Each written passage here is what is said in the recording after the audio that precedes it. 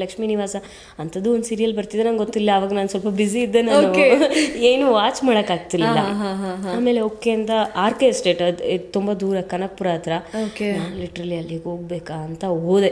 ಇನ್ನೊಂದೇನಂದ್ರೆ ವೆಂಕಿಗೆ ಅಂದರೆ ಆ ಮನೇಲಿ ಒಬ್ಬ ಮೂಗ ಇರ್ತಾನಮ್ಮ, ಅವನೇನು ಮಗ ಅಲ್ಲ, ದತ್ತು ಸುಮ್ಮನೆ ಕರ್ಕೊಂಬಂದು ಇಟ್ಕೊಂಡಿರ್ತಾರೆ. ಅವನಿಗೆ ಗರ್ಲ್ ಫ್ರೆಂಡ್ ಕ್ಯಾರೆಕ್ಟ್ರು. ನಾನು ಅಯ್ಯೋ ಆ ಮೂಗಂಗೆ ಮಾತಿರಲ್ಲ, ನನಗೆ ಇನ್ನೇನು ಡೈಲಾಗ್ ಕೊಡ್ತಾರೆ ಇವರು. ಲಿಟ್ರಲಿ ಹಾಗೆ ಅನ್ಕೊಂಡು ಹೋಗಿದ್ದು. ಓಕೆ, ಸೆಟ್ಗೆ ಹೋಗ್ತೀನಿ, ನೋಡಿರ್ಲಿಲ್ಲ ಧಾರಾವಾಹಿ ಹಾಗಾದ್ರೆ.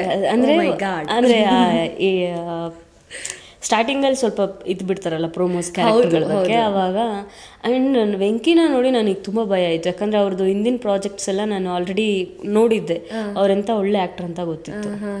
ಆಮೇಲೆ ಒಂದು ಆ ಮೈಂಡಲ್ಲಿ ಇತ್ತು, ಅವ್ರ ಮುಂದೆ ನಾನು ಅಟ್ಲೀಸ್ಟ್ ರೆಕಗ್ನೈಸ್ ಆದರೂ ಆಗೋಕ್ಕಾಗತ್ತಾ, ಅಪ್ಪ ತಿಂದಾಕ್ಬಿಡ್ತಾರೆ ಅಲ್ವಾ, ಹಂಗಿತ್ತು. ಆಮೇಲೆ ಕರೆದಿದ್ದಾರೆ, ಹೋಗಿಲ್ಲ ಅಂದರೆ. ಆಮೇಲೆ ಚಾನಲ್ ಅವರೇ ಹೇಳಿರೋದು ಬರಬೇಕಂತೆ. ಓಕೆ, ಚಾನಲ್ ಅವ್ರು ಹೇಳಿದ್ದಾರೆ ಅಂದರೆ ಸುಮ್ಮನೆ ಯಾಕೆ ಲಂಗಾದಾವಣಿ ಅಂದರು. ಒಂದೂ ನನ್ನ ಹತ್ರ ಲಂಗಾದಾವಣಿ ಇರಲಿಲ್ಲ. ನಾರ್ಮಲ್ ವೇಲ್ ಹಾಕ್ತೀವಲ್ಲ, ಒಂದು ಲಂಗ, ಯಾವುದೋ ಲಂಗ, ಯಾವುದೋ ಬ್ಲೌಸು, ಯಾವುದೋ ದಾವಣಿ ಹಾಕ್ಕೊಂಡು ಹೋದೆ.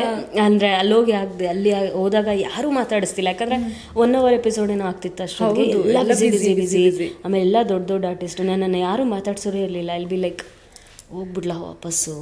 ಓಕೆ, ಯಾರು ಮುಂದೆ ಲಿಟ್ರಲಿ ಕೂತಿದ್ದೀನಿ, ಹೋಗ್ಬಿಡ್ಲಾ ವಾಪಸ್ಸು ಅಂತ. ಹೋಗ್ಲಿ ಬಿಡು, ಬಂದು ವಾಪಸ್ ಹೋಗೋದು ಯಾಕೆ ಅಂದ್ಬಿಟ್ಟು ಮೇಕಪ್ ಹಾಕಿಸ್ಕೊಂಡು. ಆಮೇಲೆ ಇನ್ನೊಂದು ಏನಂದರೆ, ಅದೇ ಕ್ಯಾರೆಕ್ಟ್ರಿಗೆ ಇನ್ನೂ 4-5 ಜನ ಹುಡುಗಿರು ಬಂದಿದ್ರು.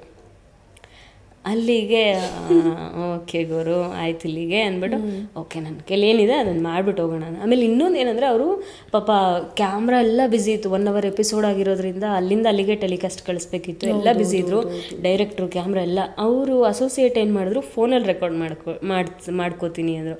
ಅಲ್ಲಿಗೆ ನನ್ನ ಕಾನ್ಫಿಡೆನ್ಸ್ ಕ್ಯಾಮ್ರಾದಲ್ಲಿ ಮಾಡಿಕೊಂಡು ಅಷ್ಟು ಚೆನ್ನಾಗಿ DI ಮಾಡಿ ಆ ವಾಯ್ಸ್ ಎಲ್ಲ ಕೇಳಿಸ್ಕೊಂಡು ಓಕೆ ಆಗೋದೇ ಅಷ್ಟರಲ್ಲಿರುತ್ತೆ. ಇನ್ನು ಫೋನಲ್ಲಿ ಇವ್ರಿಗೆ ಏನು ಗೊತ್ತಾಗುತ್ತೆ, ಲೈಟಿಂಗ್ಸ್ ಗೊತ್ತಾಗಲ್ಲ, ಏನಿಲ್ಲ. ಓಕೆ, ಇದು ಗಾನ್ ಕೇಸ್ ಇದು ಅಂದ್ಬಿಟ್ಟು, ಓಕೆ ನನ್ನ ಲೆವೆಲ್ಗೆ ಏನಾಗುತ್ತೆ ಅದನ್ನು ಮಾಡಿಬಿಟ್ಟು ವಾಪಸ್ ಬಂದೆ. ಅಲ್ಲಿ ತುಂಬ ರೆಕಗ್ನೈಸ್ ಆಗಿರೋ ಆರ್ಟಿಸ್ಟ್ಗಳಿದ್ರು ಆ್ಯಕ್ಚುಲಿ ಆ ಕ್ಯಾರೆಕ್ಟರ್ಗೆ.